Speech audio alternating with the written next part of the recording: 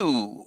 Greetings, everyone. Peace and blessings be unto you. I am Minister Jamie, and I am on the rise. I was just sitting here last minute getting some things together, and they are done, and I am ready. Want to thank you all for joining us, those of you who are here, as well as those of you who are yet to come. Most important thing, I guess, in reality, is the fact that I'm here. Because unless I have a guest, if I'm not here, nothing happens. And that doesn't make me important. That just lets us know the importance of how relevant it is to be present. Being present doesn't necessarily mean you show up. Being here and being here are two different things. It's like he that had an ear, let him hear. You heard it, but you didn't hear it. Do you get it? I'm Minister Jamie Eatman, and I am on the rise. Thank you all for joining me. Our program today, our topic is going to be an interesting one. We talked about a state of affairs last week, and it was just an icebreaker to kind of introduce you to the program. Today, this is actually the third program, and that was program number two. And I told you that we could get back to those topics, and we are, but it may not be today. But everything we say and do is actually going to be along the lines of a state of affairs. uh, it's going to always be something going on, and you need to know what's going on. As I learned a little while ago, it's important that you know, because when you don't know, you're present. You might be here, but you're not here. Hopefully, that'll make that a little bit more relative to you. Again, we're gonna go ahead and we're gonna give you an overview of what we're gonna talk about. I last week I spoke with a friend. Actually, I spoke with a friend this week, and the friend gave me some information and gave me some pointers concerning the program. But one thing she didn't have to tell me is that anytime you do the program, you always want to start with prayer. So let us do that now. Most Holy Father, we most humbly come before you, giving you honor, giving you glory, and giving you praise. And Father, we thank you for surely this is the day that you have made, and we shall rejoice and be glad in it. Father, I thank you for this opportunity to partake of this program. I thank you for those who will come, those who will see it later. I pray that something's going to be said that's going to make a difference in their lives. We thank you for your role in our life. We thank you for our role in your business and your affairs. No matter how we might have stumbled at it, no matter how great we might have achieved it, or no matter how great we accomplished it, but we know that there's still hope. You said in your word that tribulation works patience, patience work experience, and experience worketh hope. And we are a hopeful people. As we go forward with programs like this, regardless of where they are or who are doing them, regardless of what's being said or done, I pray that as your word goes forward, that it will be received and it will accomplish what it was set forth to do. Those who may have ill intentions or may somehow be going about it maybe in an other than satisfactory manner. Your word says it's good for reproof, correction, and instructions. Give us, your children, the ability to communicate. Give us the will and desire to communicate, that we might be able to or walk out that which you have ordered in your word, that we might be able to put on the whole armor of God, that we might be able to be friend to our neighbor and those in whom we can't, that we might still be able to love according to your word. We thank you for your spirit that dwells mightily within us. We ask that you forgive us for any sins committed knowingly or unknowing. Give us for our trespasses and forgive those who may have trespassed against us. Have your will and have your way. In Jesus' name we pray. Amen. All right. Having dispensed with prayer, we're going to get on with the program. I was about to tell you last week. I was told I covered a whole lot of information, and I did. I'm sure I did, because I really didn't have my notes prepared. I had topics, and my time wasn't as abundant as I thought it would be. So I really didn't get a chance to prepare any videos, notes. But if it's one thing I kind of take pride in, is that most of the things that I have prepared to talk about, I can talk about them. Especially, when you're preparing your own script, why would you prepare something you couldn't talk about? So yes, I did have some things that I was able to talk about, and the hour was an hour. We got through it, and we were able to move forward with it. So here we are now with this program. This is program number three. We're talking about a state of affairs. The topic is actually going to be about occasion to move. And you might say, what is an occasion to move. Well, as we finish this program, hopefully you'll be able to tell me what an occasion to move is. We have different vocabularies when it comes down to things. When I was preparing this program, I thought about the terminology of what I was using and actually what I was saying. But that terminology I was using and what I was saying is nowhere important as what you are going to walk away with or hopefully get from this. So, but to make sure that we are somewhat on the same page, I do want to share some terms and terminology with you. First thing is important is move. You know, when you think about during the course of your day, how many times do you ask someone to move? You know, you're in traffic and someone sits there too long when the light changes. You're blowing your horn because you want them to move. Or you might be behind someone or in front of someone and they're blowing their horns at you because they want you to move. And life is kind of like that as well because everybody wants something from you. Everybody wants you to do something. That's why it's so important that you have an idea of what you want, what you're doing, and where you're trying to go in life. There was a guy that I don't I think his first name was Joe. I don't remember his last Testament or something like that. But he made a comment and he said that if you don't have a plan for your life, you'll end up being a part of somebody else's plan for your life. And I don't have the words exactly, but what that's basically what he was saying, that you have to have a plan because if you don't, somebody else will make plans for you. And that becomes very important. So when you look at the word move, it's that same way. If you're not going someplace and you veer into the left lane and somebody blow their horn, and depending on how close you are to them, you automatically go back to the right. Well, if somebody over there blows at you, you could have a stressful day because you just aren't really occupying any space, but you're getting in everybody's way. But when it gets to the point in that same traffic, if you all have ever done this, when people blow at you, you don't shoot them a bird. You don't do any of those things that get people killed nowadays. You don't do any of those things that causes people to have a stressful day or for you to end up in the conversation when they arrive home. You actually just drive there. And that person behind you realized after a couple of miles, they begin to know you. And that's what's important, that we begin to know each other. And when we begin to know each other, we know how to move together or we know how to move apart. We know how to move away. We know how to move forward. We know how to stay behind. But we can only do those things when we have some knowledge of what it is that we are involved in and where it is that we are going. So as we go through today's program, the word move, because it is an occasion to move, will be tied into most of what we will be saying.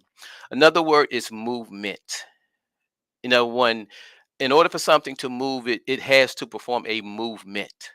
That's one definition of the word. A movement is just the fact that something moved. If it moves, it has a movement. But we've heard the term movement as well throughout history. As we study history, they'll tell you about various movements, something that occurred during a certain time frame, and maybe it was done consistently or by a certain group of people consistently. But I want to touch on the word movement because when you look at the term movement, if you a person who has and we all have a heart. If our heart is healthy, it moves. It beats a certain number of times a minute. And based on how many times a minute your heart beats, the doctor can pretty much tell you where he thinks you is or what he thinks you have going on. But when you go there and something is irregular, you still have your heart is still moving. You still have a heartbeat, but it may be something that you need to check yourself before you end up wrecking or someone else wreck yourself. So when we talk about movement, that's one sense of it. Everything is moving. And we want to make sure that we know how to move. We know how to come in and go out. As the scripture says, God knows our coming in and our going out. That's the way I interpret that is no matter what I'm doing, when I went someplace to do right, he knew. When I went someplace and I erred, he knew. He knows me just that well.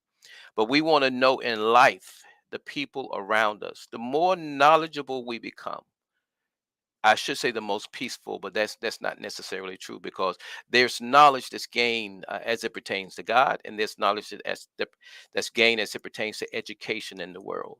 And sometimes the more education a person has, the more money you make, the more money he makes, the more problems or issues he have in life.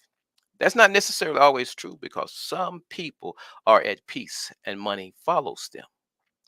But there's a difference between those two. It isn't about the money. Money doesn't cause the problems. It's really how we respect it, love it, what we are doing with it, how we acquired it, and how generous we are with it. All those things come into play. But also, there's a movement historically. If you look, when something was in need of changing or someone was looking to make an impact, there was a movement involved with it. And when you look at history, movements can sometimes be contrary to each other. You know, when you study history, you hear about the women's movement, you hear about the civil rights movement, voters registration movement, the things that it took to acquire certain rights. And those things, as I want to point out about movement, they're good. But knowledge comes with them, and there's something that we need to take away from them. For example, I was studying Heard, and I kind of considered the matter that when they started with the women's right movement, they weren't quite actually done with the civil rights movement. So when you look at those two movements, they both called for bodies, they both called for strategies, they both called for people. And because there was two movements, everything that might have been there for the first movement then divided somewhat for a second. And remember the word, a house divided. Anything that you can divide, it becomes weaker. So movement, and I'm stressing this because as we talk about movements, movements are great. They bring about progress. We want to make sure that we get again as much progress as possible from it. I remember the words of Dr. King. He made the statement, or he was speaking, and he said that some things, even in that time when they weren't there, he had faith, he had hope. He said that these doors were going to open, but when they open, we had to be ready to enter into them. And you know, if you really give that some thought, you have to wonder, what was he talking about?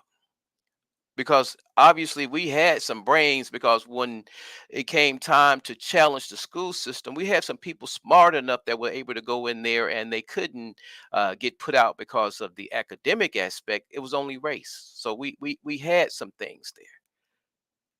But when you look at being ready to enter into something, that's a little bit more to it than that.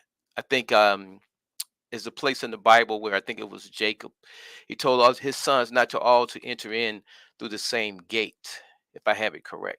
But what that means is this: when something is going on, if everybody has the same skill, if everybody goes about it the exact same way, if you can cut off one avenue, everybody's cut off. But when you get to the point where you become, as they say, multi-talented, or your movement has multi-facets, meaning that it isn't just coming from one way, it's coming from several. That way, when one portion is blocked off or cut off, it kind of continues. But again, we're talking about movement. So when we literally move, we are moving. But when we talk about a movement, it's a little bit more involved. And depending on how well a person understands that movement will determine how well they're able to get behind it. And getting behind it is very important. We have to know that we know that we know. If you look at society today, I have three videos, and I don't know if I get to all three, but they kind of all come from different avenues, but they all are very important. And one I think I'll start off with because it deals with family. You know, there's an issue with family. There's a question of family. If you have conversation with someone, there's questions as to how a single parent can raise a child. There's a question as to what historically was done to keep the black male or the males out of the home when the mothers were left to raise the children. How well of a job did they do? All those are questions.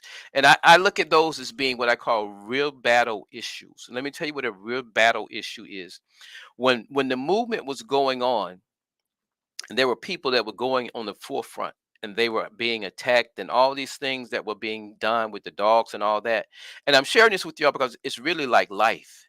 As you go forward today, there are certain things that you're exposed to. It may not growl, it might not have those long teeth, but it still bites. As a matter of fact, the Bible says that we have an enemy that goes about as a roaring lion. That's in one instance. But then it also states he seeks to kill, steal, and destroy. So when I say the real battle, which I want to get back to, the forward battle is those who are going out there and they're dealing head on with some things. But when they're done with all those things they're dealing head on with, there's some things that's going on in the rear. In war, it's a known fact that, when you conquer something, you have to then contain it. All the forces you had to fight it don't go to the next battle because somebody has to maintain that which was conquered. That's the real battle. And the reason I mention the real battle is because in our communities, in our lives, in our homes, there's a real battle. Our children go out and, say, in school or whatever, and something occurs. We are quick to go and defend that child, which is the forward battle. But by the time you get home, think about that. Have you ever experienced that? Some of you may have. Your parents went to the school and they told the principal, the teacher off. But when you got home, it was a whole different battle then. They dealt with you as severely as they dealt with that teacher.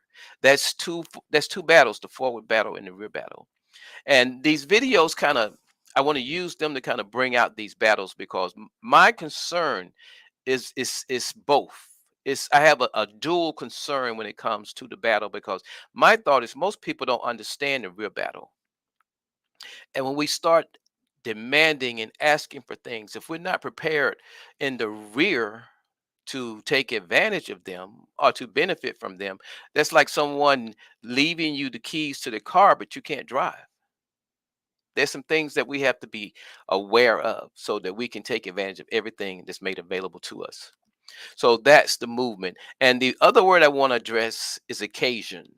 I'm taking this time with these words because when you're talking about something that addresses state of affairs, there's some things that make a difference. If you're going to change something, there's going to be some move. As a matter of fact, if I am in a place that I'm discontent being there, what do? I move. If I'm in a place and I'm near the heat and it's during the summer and it's too hot for me, or maybe I'm hot natured, what do? I move.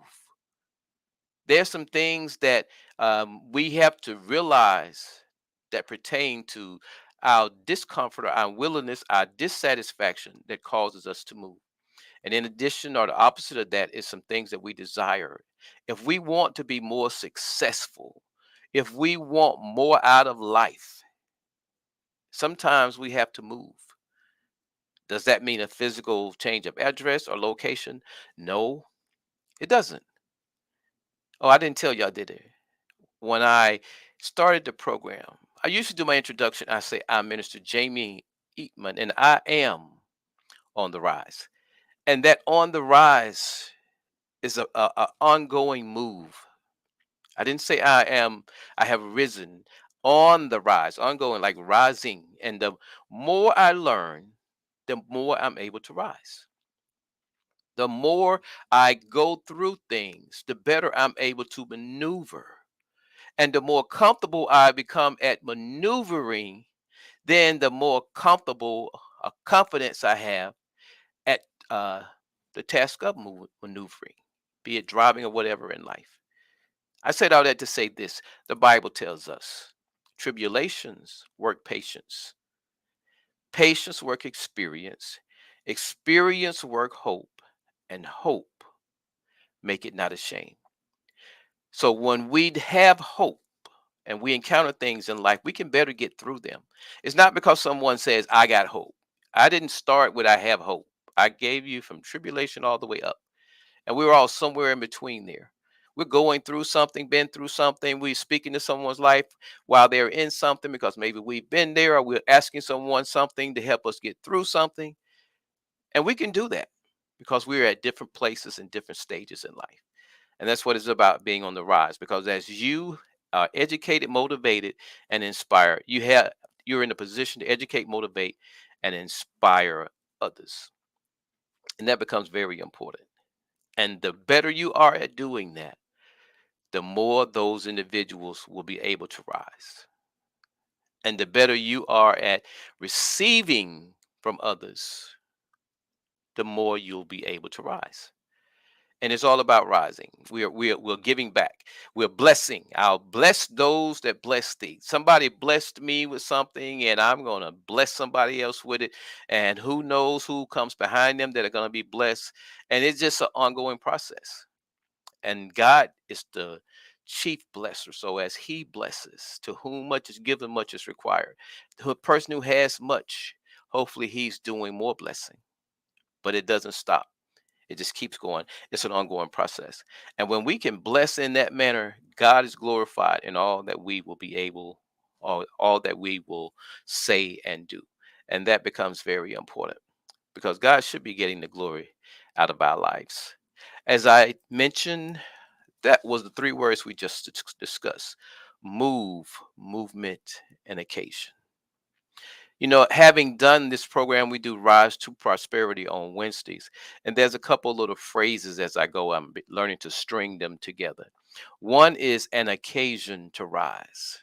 We have an occasion to rise. Every day we have an occasion. And when we have an occasion, it requires a decision whether you will or you choose to do or not.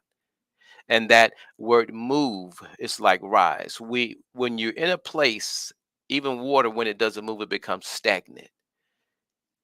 If you break a dam, and the water starts to flow, the water that comes in after that water that was just sitting there is going to always be fresher.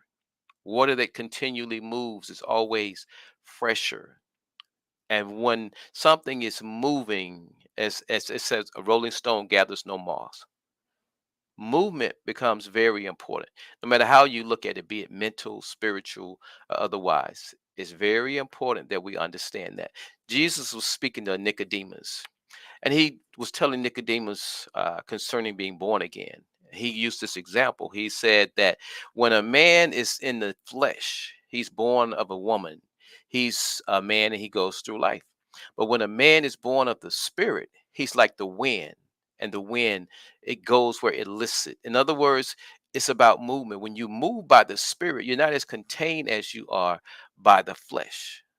So what he was speaking of there, it was letting him know that when you acquire a certain knowledge, birth, motivation, however you choose to look at it, when you acquire that, it changes your life. You're able to move differently. And when he was letting this person know that if you're moving by the flesh, then men that move by the flesh, they all have their movement because they all have their flesh. But when you move by the spirit, there's one spirit. And because there's one spirit and we're supposedly moving by that one spirit, then that becomes a movement. If you can think of it in that sense, I'm not going contrary to, I'm going with. I'm not going with my neighbor as I'm supposed to love my neighbor. I'm going with the spirit of God. If my neighbor's going with the spirit of God, then we should be going the same way. And we all have that occasion. So those three words there are very important, not just for this show, but for future shows as well. So as we speak, we're going somewhere. As we speak, we're moving forward. So as we move forward, we just want to make sure we got this vocabulary portion down. That becomes very important. Motivation to move or join. What motivates a person to move or join? There's some thing that's happened in history, and I want y'all to listen to this first little video I'm about to do here. And as you listen to this video, I want you to listen closely. There are some things that are being said, and they are said with a certain frame of mind, and they're said in a certain spirit. And the reason I chose these is because I love what they're attempting to say. As a matter of fact, I love what they're saying. But I thank God He gave me the ability to look beyond that, because when you look at the forward battle, these are soldiers. They're on the battlefield. But when you look at that real battle, which, as I stated, is just as important, if not more important, that's where a lot of us, we have not learned to consider that battle yet. We have some victories we think that maybe we need to rethink, some things we may need to look at. And I'm going to start with this one about mothers. I just seeing the video reminded me I did say that. So let's look at this. Do single mothers cultivate feminine sons? They make them soft because they try to protect them, while she tries to raise her daughter to protect herself. But she tries to protect her son. And you can't protect a man. You got to teach a man how to protect himself. And a woman doesn't know how a man needs to be protected in the world. A man has to teach a man how to protect a man. Because men and women don't need protection the same way. We don't even think the same. We don't even think the same. It don't matter how much or who told you to think like a man. You're not a man. You're still missing something. And then now we raise men that we wouldn't even want to marry. And we send them out into the world to interact with women. And then when the woman comes back and tells you, Miss Jackie, Miss Tina, Miss Shelley, your son, blah, blah, blah, blah, blah. And you look that lady in the face and you say, I don't know why he like that. I ain't raised him like that. Well, bitch, who did? Who raised him like that then? There wasn't nobody around but you. Who did it? Who did it? He know better. You told him better. But because you're not a man, you couldn't teach him better, because it takes a man to teach him the way that a man needs to learn. It takes a man to teach him the way that a man needs. Why do Okay, I hope you all enjoyed that video. There was one word of profanity in there. It was so close, and she said it so close. I couldn't really pull it out. It wasn't that bad. But then, and it wasn't really a word of profanity. It was a reference that she used. And if it was another show and another time, we might even get into that. But that word has a meaning that it may have been delivered. I don't know. But I borrowed that because remember I told you about movements, the real battle? When we think about the real battle, there's some things that need to take place. And what she just addressed is so very important. Society today has some serious issues. And I shouldn't say society. I'm going to say it the way that you should say it. We today have some serious issues because we are members of society. And we have some issues that are terribly in need of addressing. So when it comes down to where we are, who we are, where we've been, where we're going, all these issues are they're important because the forward battle is one that has to be fought and it has to be won. But the rear battle is one that needs to be considered just as much because when we look at what goes on in the rear battle, they move in the rear battle. There's a movement on the battlefield. There's a movement in the rear battle. And those movements, remember what I said about moving by the Spirit? If they are of the Spirit of God, that means that they are working in unison. They may not be doing the same thing, but they're working toward an end goal. But when they are not, you have to question what is going on here. And that video, it wasn't a man downing women. This was a woman here giving other women what she thought some womanly advice. But I chose that video because I don't care how you look at it or what you think, there's some truth in it. Not because I'm a woman, but because I'm a man and I had the responsibility of raising some daughters. And even as I watched that video, I thought back on some ignorance that I had as pertained to women that their mother or a woman might have been able to deal with differently. But I'm addressing that real battle because it's very important. She made reference to the video was also about something that's very important. It dealt with um, feminine men, feminine sons, and masculine daughters. We ain't talking adult yet. Feminine sons and masculine daughters. We're not talking about this conversation of who they are and what's going to be accepted in society. We're talking about raising. In life, we're either a part of the problem or part of the solution. And as you heard my sister speak, she was speaking concerning, and actually, the video was about single women raising children. And not all single women fail at the task.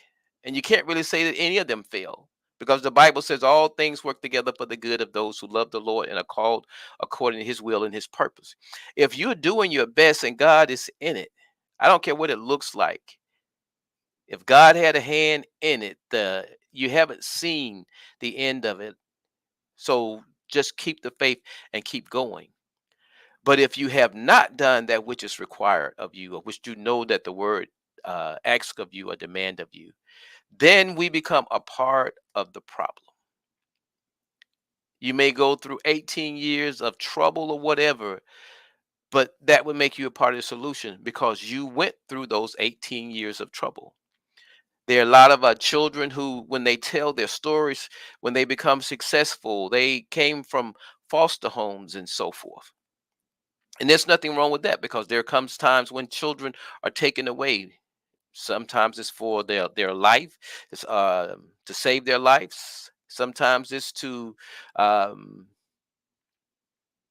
I guess you could say because the parents did something that put them in harm's way, or maybe something with their lifestyle. I'm not a social worker. I used to be an advocate for children that was in foster care, but I wasn't a social worker still. So I can't speak to all those issues. But all those issues are just like us in our lives. There's some things that we're going to have to deal with that present us with problems. And we have to be able to rise, another word, above them. Life presents us with occasions where we have to make decisions. And when we choose to rise above those things, situations don't change, we rise above them. And the way we do that is through wisdom, knowledge, understanding, and revelation. The way we do that is that there's somebody that has taught us, pulled us to the side, spoke something in our mind, spoke something in our heart. The way we know that is that we've gone through life, we made similar mistakes that we can tell someone that might cut them off from that avenue that they might be willing to or looking to or eagerly going down. But we can only do those things by the Spirit because people don't want people in their business. But when people understand the Spirit of God or walk by the Spirit of God, that's what they say game, respect, game. You know, that's what the world say. But Spirit submits to Spirit. Because as Jesus said, my sheep know my voice. He ain't speaking, but the Spirit is. So when people walk by the Spirit, and even those who don't, if you speak the right word to someone, it will impact their lives. And why am I saying this? Because it's all about the movement. The movement is the on the rise movement. And what does that mean? That means that as we find people in particular states, we shouldn't leave them in them. We should want to leave everyone we meet in a better place, better off, be it more encouraged, more educated, or more motivated. And that's not hard. Because if you're like me, my day is almost very little conversations or whatever. When I meet that person that actually says something to motivate me, I'm all smiles. Or if I meet someone that I can motivate, I'm all smiles. I go from this little quiet person minding my own business to this person here that's consuming the moment, be it my moment or their moment. It becomes like a consuming fire. And in that exchange, there something is said or done that stays with me, or I pray will stay with that individual. Now, that video, when I watched it and I looked at the lady as she was speaking, she was serious about what she was saying. We don't know who she is. And I did put a little that little emblem there. If you scan it, and I don't know if that's her or what, but that's the address for the place where I got it from. They had several other videos there, and some of them the language wasn't all that great, but the intent was, and that's what I want to point out. Sometimes we can have the right intentions, but we need to be mindful. Life is about a learning process. So I can glean from what she said. I can even share what she said because there was some truth in it. It was something that someone needed to hear or needs to hear. I'm going to share another video with you now. And as I share this video, this one here, I'm going to save the one for last, um, that I think is most educational. But this next video is about a young man. And if you all can't tell, I'm not as young as I used to be. And because I'm not as young as I used to be, I don't look at the fact that I'm older. I look at the fact that I'm seasoned. You know, when you become a seasoned person, you get to the point where you kind of know who you are. You kind of know what you want to do. You kind of know what you will tolerate, and you kind of know what you expect. And the interesting thing is that's the case with all of us seasoned people. But if you remember when you were younger, you felt the same way.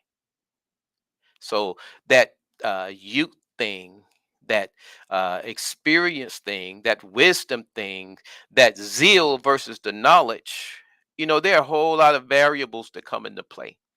But we have to remember as men that, as that young lady alluded to earlier, we're responsible for raising, sowing into the lives of the younger men.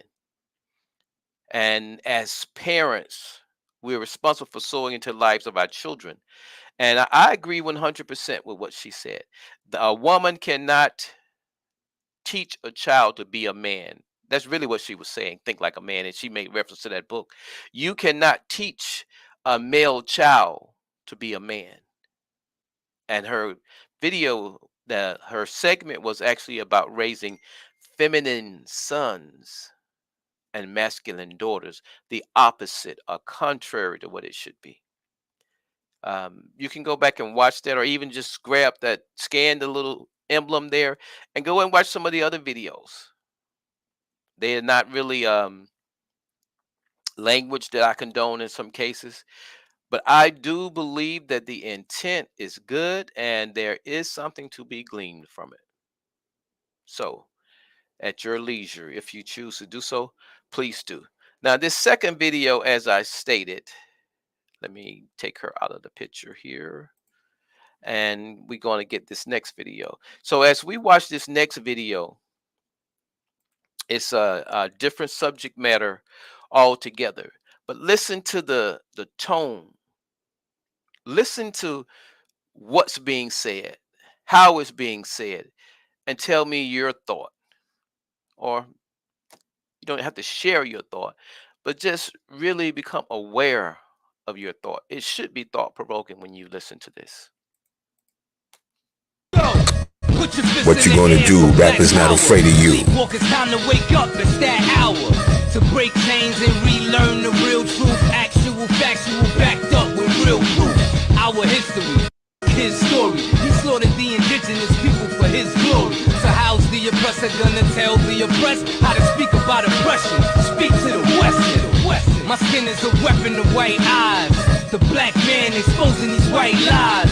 Legalize being black in America. We still slaves, that's a fact in America.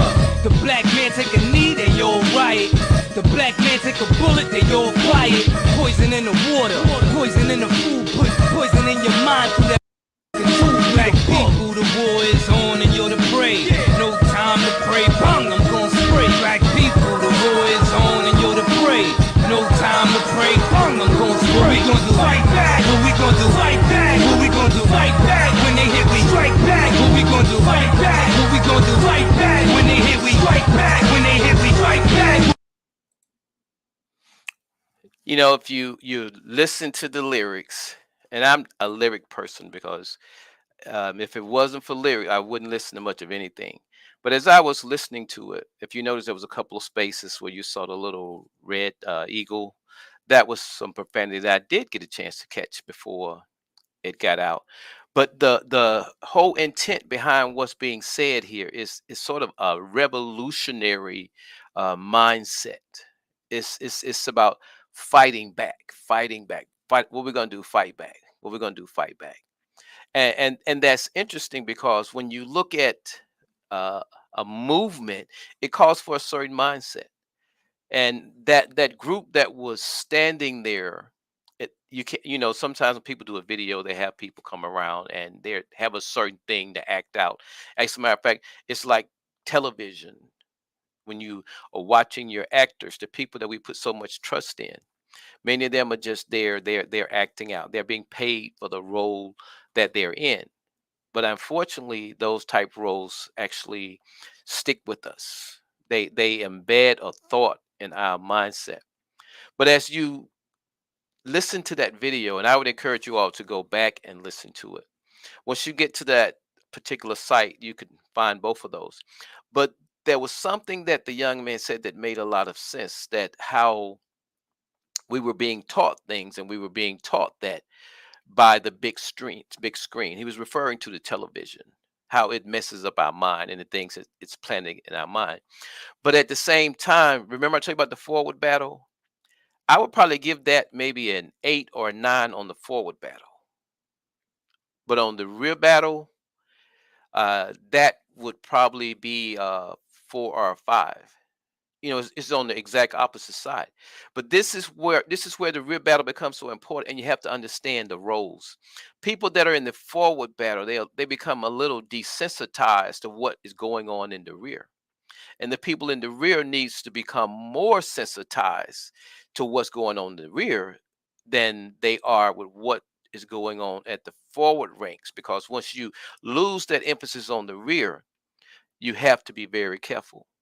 The profanity in the video, for one, and then the thought of, that was the term about Western. They're not listening to the Western.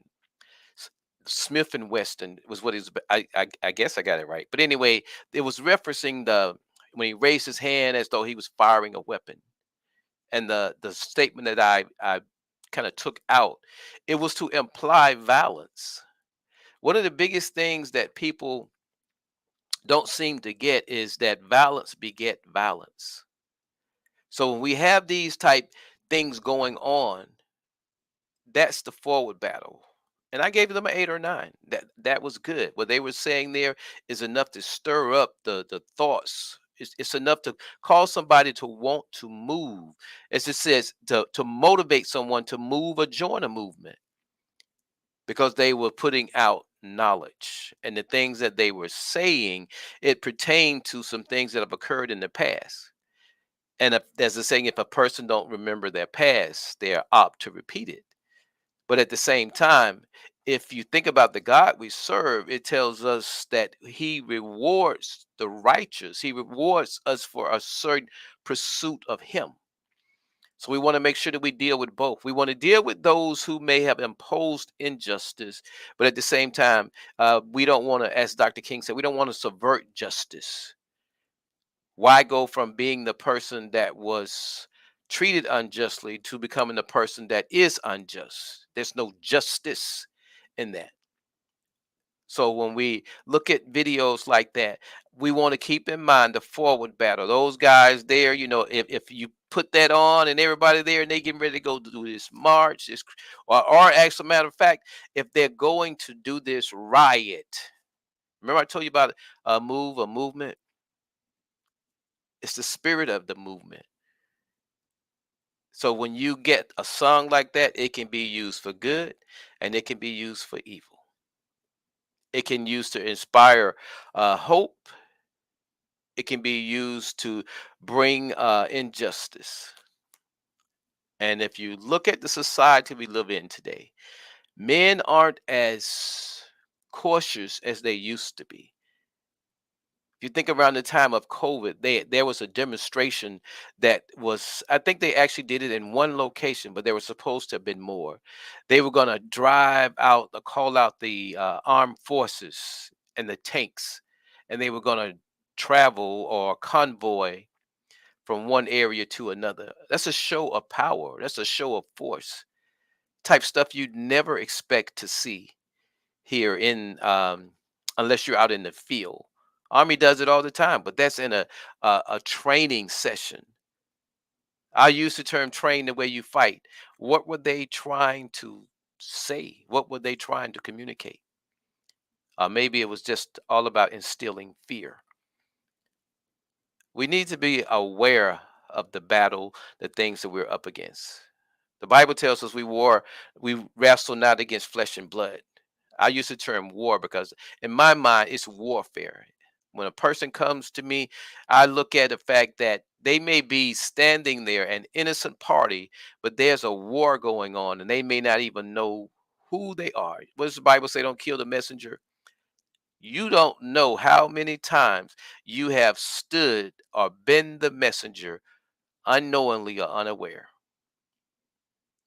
And sad to say, many of us don't know how many times the messenger has been sent to us and we didn't hear the messenger because we was too busy looking at the person that stood there. But that's another program. It's all about education, motivation, and inspiration, inspiring individuals to rise above life situation and circumstances. When we can do that, we can make a difference in someone's life. When we can do that, we can make a difference in our own life. Education isn't something that seeks you out. You have to seek it out. And the more of it you get,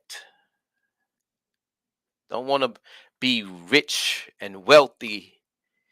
You could be, but there's a story about a young king was asked what he wanted. And he was wise enough because of his age. He asked for wisdom, knowledge, and understanding. And all the things that one would think he would have asked for, he was given because he asked for wisdom, knowledge, and understanding. Very important. Wisdom, knowledge, understanding, and add to that revelation which comes from God. You only get that through that right relationship with him. Okay, going to give you this last video now. And as I do this last video, I thought about one that I really wanted to do, but I didn't get a chance to. And maybe the next program. So let's see what the other one here looks like. I want you to listen closely to this one. This young man here is saying something. And he really is saying something. But I like the wisdom in what he said. He asked a question and then he gave you his answer to it. But then he went on to say some things that are like there's so many teaching moments in this video. But listen. Africans hate African Americans. The short response to this is don't just take my word for it. Go to Africa and find out for yourself. But honestly, this rhetoric that continues to be pushed is not only downright disgusting, but it's continuing to push a divide amongst us. There are ignorant people in the African community. There are ignorant people in the African American community. Just like when I came here, I used to be made fun of for being African. I don't hold that against them because in the most respectful manner, they did not know any better. They were children and they were just going up for whatever was fed to them. If you go to Africa, you literally get treated like royalty. I'm telling you, royalty, bro. Last year, I went to my village with my boy Manhan. And when I tell you, up to this day, I spoke to my grandma the day before yesterday and she was like, oh, how's my husband? Like, how's my husband? Like, referring to my friend Manhan. That's like it's like a cultural thing where like your grandma would be like, oh, my grandson is handsome, like, that type of vibe. Like as an African American, when you go to Africa, you literally get praise, bro. I spent all my early life wanting to become like African American, bro. I loved watching Nino Brown. I wanted to be just like Nino Brown. I used to be walking around in Africa with a band-aid under my eye because I wanted to be like Nelly. I only sold posters, just off of posters alone. Found him to be so cool. Within my friends group, there was a point where nobody went by their African name. Everybody wanted to be named something else. I was Nelly. Somebody else was 50 Cent. Somebody was Snoop Dogg. Like that's literally how it was. But the media is not going to tell you that though. The media is not going to tell you how many fights I got into because somebody wanted to be called Nelly. I'm like, nah, Nelly is me. Okay.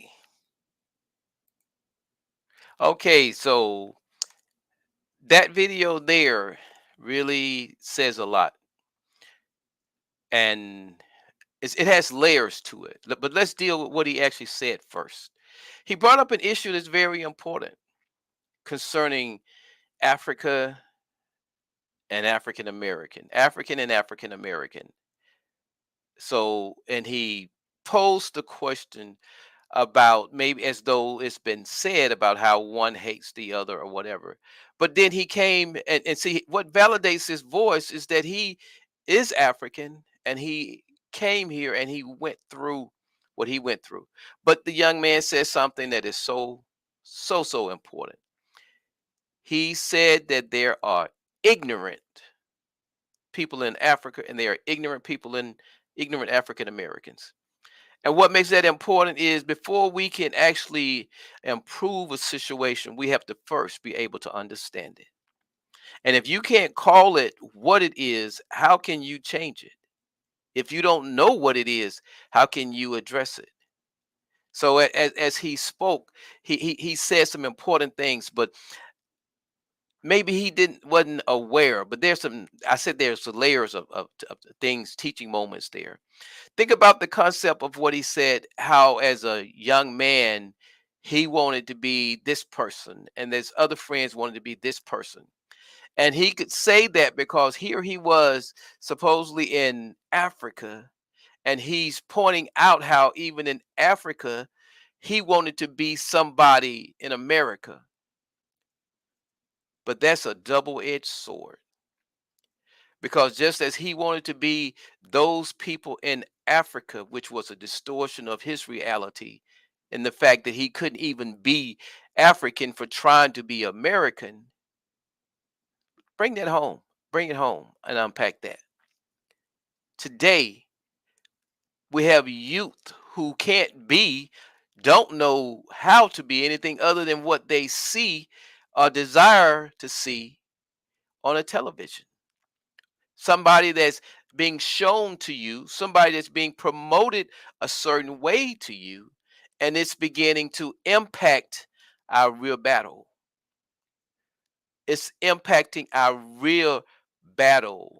Rear being our communities, rear being our homes, because there's certain things that aren't being said and done because they've gotten this image that they want to be. The young man said, they didn't tell you how many fights I got into because somebody else wanted to be Nelly and he was Nelly. So if he was Nelly, then who was he? What who really is he? Who really was? We still don't know. I mean, the video didn't actually bring his name out, and I tried to give as much credit as I could to where you could find it. But my point is this: this is the same thing that's going on here today. The media is still putting certain individuals out there. And as he said as a child, this is what he wanted to be. And if it you get something that sits in your mind like that, something that is impressed upon your mind like that, you may get older, but do you think that those things are that easily forgotten? And as I listened to him, his wisdom was this. He said he didn't give you an answer. He said you need to go to Africa and determine that for yourself. And Africa is just like the United States to a degree. When you look at the United States and you have the people from up north, they speak differently. They have a different mindset. People down south are expected to, excuse me, be a certain way. But yet from one area down south to the next, there's still things that differ.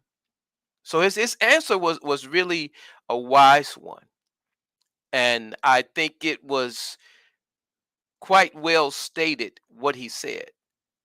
But I think his frustration, as I seem to gather it, was from the point that somehow the two were not communicating or did not understand each other. And his point about going there to see is very valid. And I could address that. But for one, we don't have the time. For two, the point is still going to be go there and see. You know, I could tell you what I saw. I could tell you what I believe. I could tell you how it appeared to me.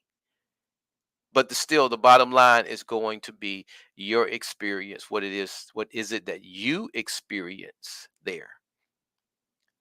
And his coming here and what he experienced, I assure you, that's not Africans experienced. So we have to be mindful of that. Rear battle, forward battle, rear battle. He was dealing with the forward battle. And when the way these two people, these two countries, these two divided entities, the way they see each other. Here they are front now. Here they are on the front line.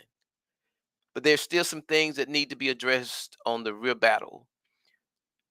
Because unfortunately, them wanting to be a Nelly, a 50 cents and all that, there is probably just as bad as our youth wanting to be a Nelly or 50 Cent here. Because those individuals, they are impressionable. They leave you or leave the youth with a certain mindset. But if that mindset isn't real, if that mindset isn't conductive, if that mindset is not going to bring them closer to being that young man that the mother spoke about, if that mindset isn't going to help them better communicate than the young man that was talking about not being afraid, what good is it not to be afraid if the people that you represent or come from to a degree are afraid of you? Just some food for thought. When it comes down to motivating people to join a movement or motivating people to move, it takes education. You have to feed someone something that they're going to be able to take in. You have to be able to speak to certain instances, situations, and hopefully bring about that change. Because if left unaddressed, no change comes, and you just keep going down the same road, the same avenue that you're going down. There's some realities here in this United States. There's a cold facts. The number of people of color that are in prison, the number of people that are locked up, how there are systems. People keep building more jail houses and institutions to be filled, and the majority of them people of color. That's the forward battle. Somebody is fighting against those statistics, and thank God they are. But by the same token, there's something going on in that rib battle that needs to be trying to change the mindset and the hearts of some of the people that are killing each other, that are committing the crimes. And if you don't do both, you won't break that cycle, because everything that that was need to be put in place to do it must obviously be there, because it's been done and it's being done. All the battle that's being waged to get this person reduced in this, to get this reduced for the next person. As the population grows, that reduction can probably easily be accommodated. And with the recidivism, the person that leaves coming back, the battle isn't keeping them out of there, getting them out. The battle is working on the minds to prevent them from going in. And that's the real battle. So if you want to do something, if you want to be effective, and I'm praying that we do, it's something that we can all take a part in. We can share our experiences. We can somewhat align where we can align to accomplish some things together. If we can get rid of the mindset, that crab mindset that keeps us supposedly thinking that we're at battle with each other. If we can get rid of that, then we'll have an opportunity to move. This is today's program was State of Affairs, occasion to move. We all have an occasion, but what is preventing? Some of us are preventing ourselves. Some of us are being prevented by the crab mentality, meaning that the moment someone tries to rise up, we're busy trying to pull them back. Do you know how much energy it takes in some instances to pull and try to hold someone back? It takes a lot. I can't exert my energy climbing if I'm busy trying to hold the next person back. I can't very well rise up. I can't very well continue to rise or be on the rise when I'm busy talking somebody down. That's contrary. And most people are going to see the contradiction. They may laugh with you and talk with you, but what they're going to say about you, it may be a different story. We always have an occasion to move. And when we can move, we can actually be a part of something effective, a larger movement. And this program is on the rise movement because the mindset is this: if I can educate, motivate, and inspire someone to rise above their life situation and circumstances, then I am on the rise. Not because of my being on the rise, but because I was able to help them to rise. That's the on the rise movement. That means that somebody is going to be there to help me rise. I may be speaking to you based on where I am, and not be near where I'm going, but the person who is the next step higher or whatever, they're sowing and speaking into my life. So as we begin to sow and speak, the Bible gives us a parable about sowing being the word. And as we begin to speak into each other's lives, those of us who know anything about ministry, as we begin to minister to each other, as we begin to sow seed into each other, the word is sown, and we don't know where it's going to fall. We cannot give it increase. Only God can. And when that word is sown and God gives it that increase, that person then is in a position to sow into somebody else's life. It's like the seed is within the seed. If you will receive what I have to give you, you have what I gave you to give to the next person's in need of it. Remember I told you about a move? If we're moving by the Spirit, we're moving in the same direction. That's the movement that I am encouraging and asking you all to join and be a part of, the On the Rise movement. You're already a part of it in many cases, some of you, because you're doing exactly what it represents. You're educating, motivating, and inspiring. Some people's life mission is to educate, motivate, and inspire. If you look at the Bible, Ezekiel was told to prophesy to the wind and tell the breath to come forth and breathe on these that are slain. And when that is to occur, the Bible says they will rise as a mighty army. I believe that. And I, for one, am on the rise. And I encourage you as we move forward, um, listen. And when you have heard, speak.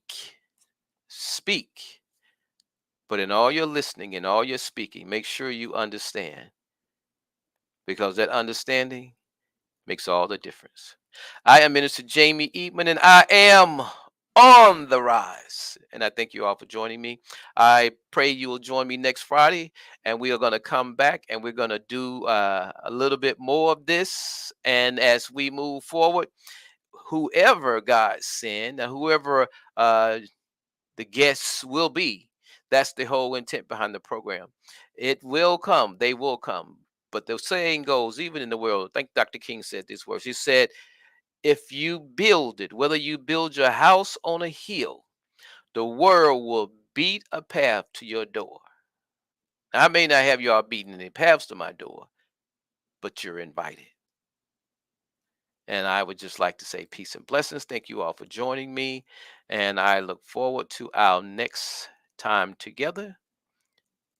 God bless you all. On the Rise movement. This was last week. That was last week. This is this week. And as we move forward, remember that date. That was number 2. There was something that I promised. I will get to it, just not today. And that something was, we talked about some guap coins. You will join in with anyone, don't care what color you are, as long as you want to change this miserable condition that exists on this earth.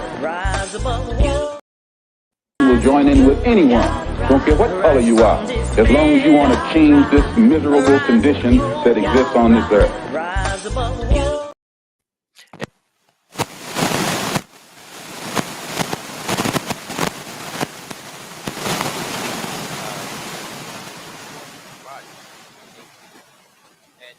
by all means,